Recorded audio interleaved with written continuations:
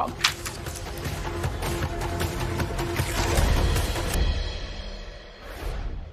I'd shut down the FBI Hoover building on day one and reopening the next day as a museum of the deep state. We will go out and find the conspirators, not just in government, but in the media. Yes, we're going to come after the people in the media who lied about American citizens, who helped Joe Biden rig presidential elections. We're going to come after you. You know, the Q thing is a movement. A lot of people attach themselves to it. I disagree with a lot of what that movement says, but I agree with what a lot of that movement says.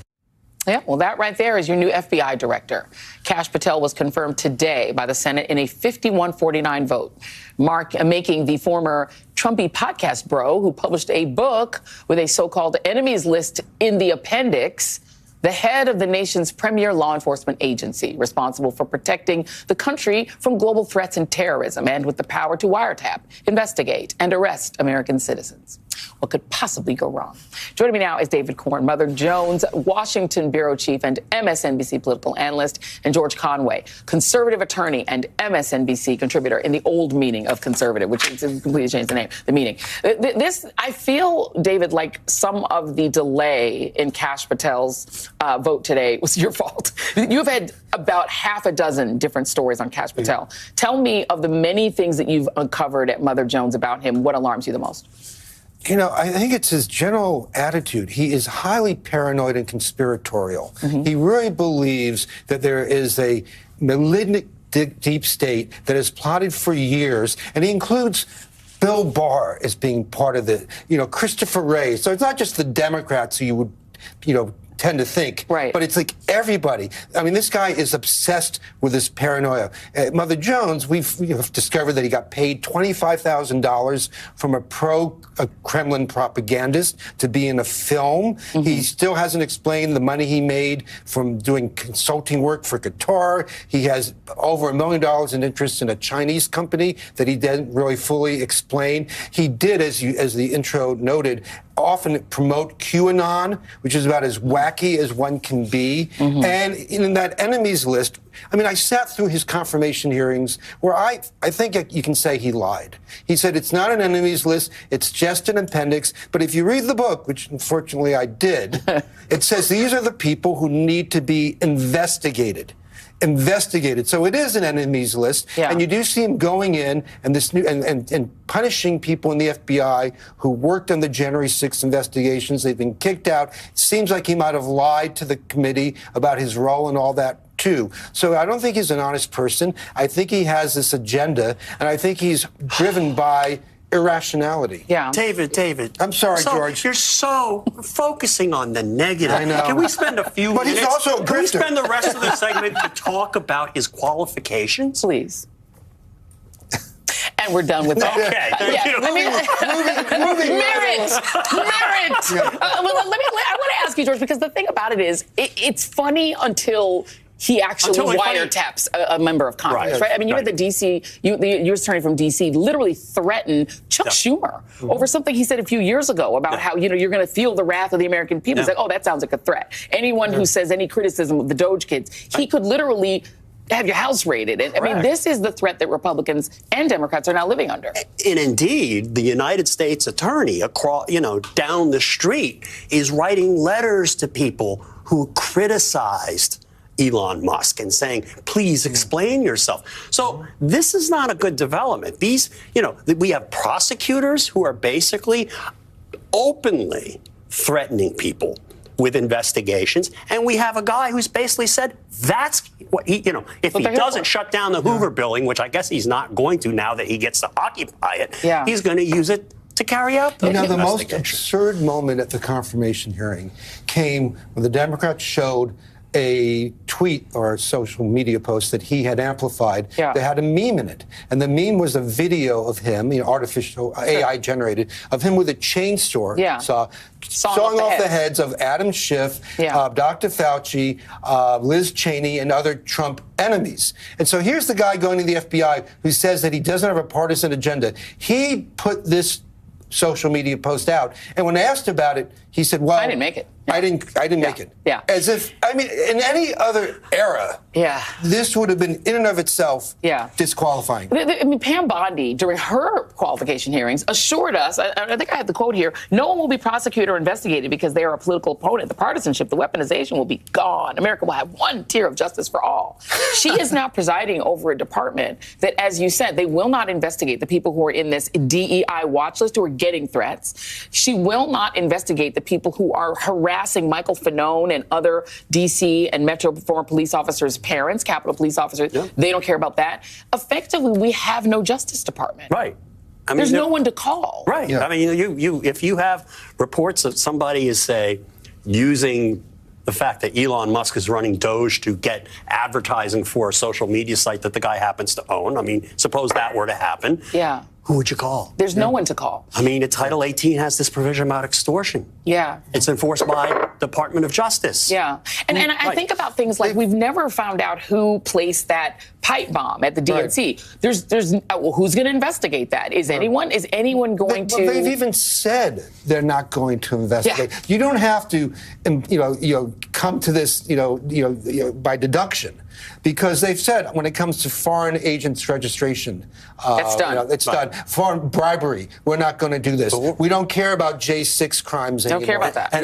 And so, but just think if you're an FBI agent, and there are thousands and thousands of FBI agents who are hardworking. You get a tip, this person has some crypto scam, someone's violating SEC, or there's a bribe going on. First thing you do is you Google that person. Oh.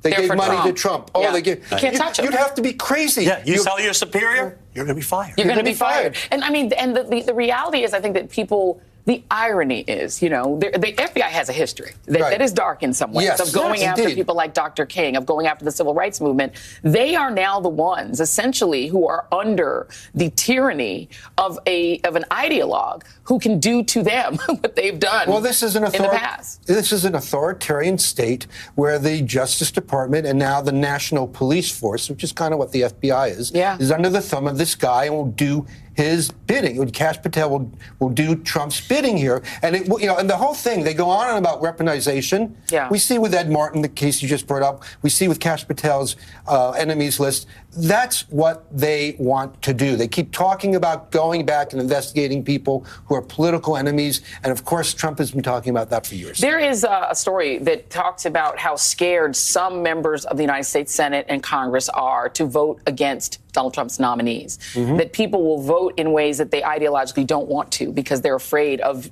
to be frank, being hurt, harmed, or killed by Trump's supporters. And let's not forget, Donald Trump released 1,500 people, some of whom are very violent and violent felonies that they committed on January 6th.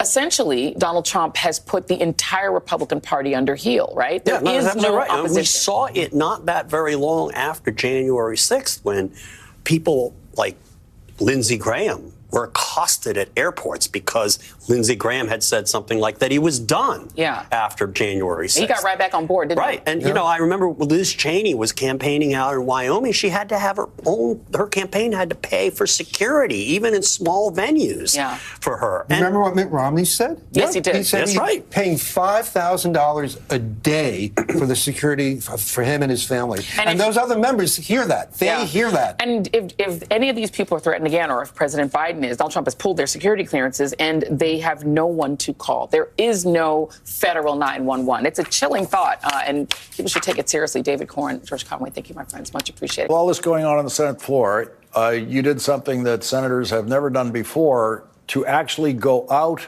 to the street, in this case, outside the FBI headquarters today, to protest the confirmation by the Republican senators of an FBI director who was absolutely unimaginable as being qualified for any form of federal service prior to Donald Trump winning the presidency.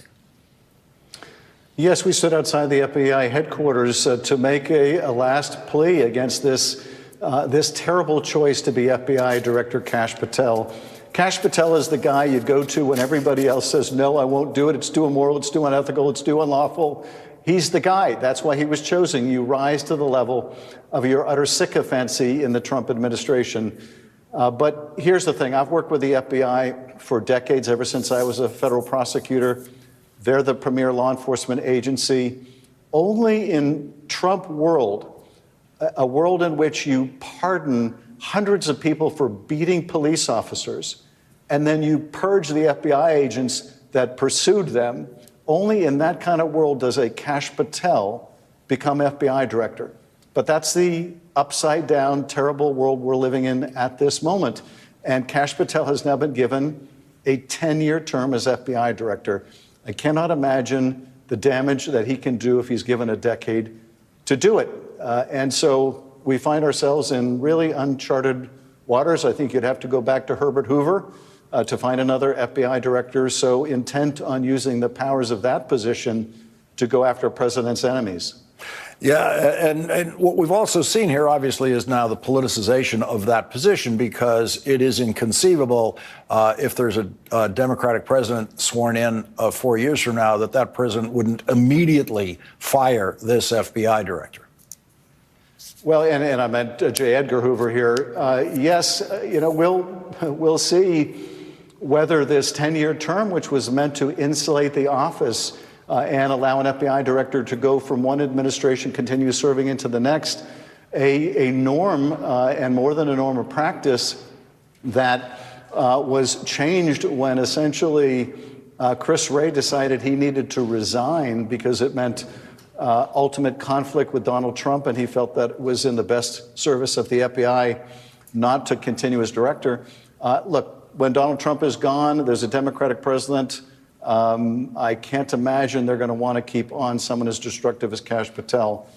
But I could imagine, frankly, that we would be in this place to begin with. So we're in uncharted waters. We've had a debate about what level of constitutional crisis we're in. And frankly, I think we're already there. Mm-hmm. And yes, it can get worse if they just start ignoring court opinions. But when you have someone who is essentially the president's Roy Cohn, his hatchet man, now controlling the premier law enforcement agency, when you've got Pam Bondi, an election denier, as the attorney general, when you've got Emil Bove insisting on the firing of prosecutors in New York because they don't want to dismiss a corruption case against the mayor for the reason that the mayor is helping the president with his immigration policy. That's the argument of the Justice Department. And we saw just how dangerously absurd that argument is today when Emil Bove was making the point that, yes, this can go beyond this mayor in New York.